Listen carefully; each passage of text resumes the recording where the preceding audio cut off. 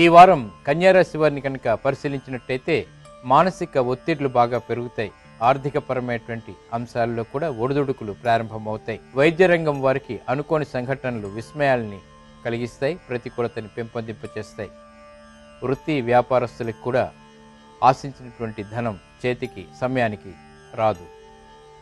అలాగే స్త్రీ సంబంధిత వ్యవహారాల్లో కూడా చిరు సమస్యలు తలెత్తుతాయి. కార్మిక రంగం వారికి మాత్రం జయప్రదమైనటువంటి విజయాలు చేకూరుతాయి.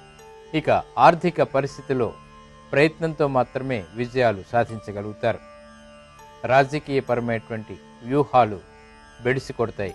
ఇక ఈ వారం కన్యారాశి వారికి ప్రతికూల గ్రహాన్ని కనుక పరిశీలించినట్టయితే కుజగ్రహం. ఈ కుజగ్రహానికి సంబంధించినటువంటి మంత్రాన్ని స్మరించడం లేదా కుజగ్రహ ఆరాధన చేయటం, సుబ్రహ్మణ్య స్వామి యొక్క ఆరాధన ద్వారా ఈ యొక్క ప్రతికూలత తొలగించుకోవచ్చు.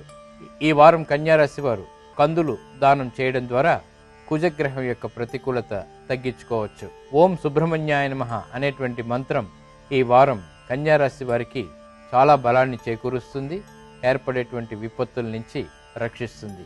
ఈ వారం కన్యారాశి వారు చేపట్టవలసినటువంటి కార్యక్రమాలని పరిశీలించినట్టయితే ఆధ్యాత్మిక కార్యక్రమాలు చాలా ఉపయోగపడతాయి. ప్రతి కార్యంలోనూ కూడా ఏర్పడేటువంటి విపత్తుల నుంచి రక్షిస్తాయి. ప్రతి వారు కూడా కనీసం రోజుకి 1 గంట అయినా కూడా ఆధ్యాత్మిక కార్యక్రమాల్లో పాల్గొన్నట్టయితే ఉత్తమమైనటువంటి ఫలితాలు లభించడమే కాకుండా మానసిక ప్రశాంతత కూడా పెరుగుతుంది.